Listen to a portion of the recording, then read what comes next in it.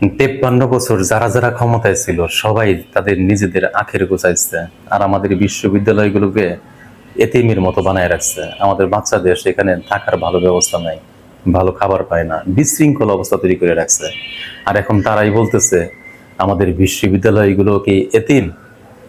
শিবির এখন 1-150 চকি দিচ্ছে, লোহার খাট দিচ্ছে, সেজন্য বলতেছে কেন দিল, তাহলে কি আমাদের বিশ্ববিদ্যালয় এতিম? এদিকে তেতুমির কলেজে কিন্তু ছাত্রদল ওইটা দেখে ছাত্র শিবির খাট দিছে 1-150, ওরা একটা ফ্যান লাগাইছে, একটা পানির ফিল্টার দিচ্ছে, সেই বিষয়ে কথা বলে না। শিবির কি করলো তার পিছনে লেগে আছে। আমাদের বিশ্ববিদ্যালয়ের দিকে কেউ অতীতে কখনো তাকায় নাই, এখন শিবির নেতারা তাকাচ্ছে, তারা এটাকে ডেভেলপ করতেছে, এখানে সুশৃঙ্খল অবস্থা ফিরিয়ে নিয়ে আসতেছে। যেমন জাহাঙ্গীরনগর বিশ্ববিদ্যালয়ে যে এখন যে বর্তমান ছাত্র নেতা আছে তারা বলছে ক্যাম্পাসের ভিতরে মদ গাঁজা চলবে না।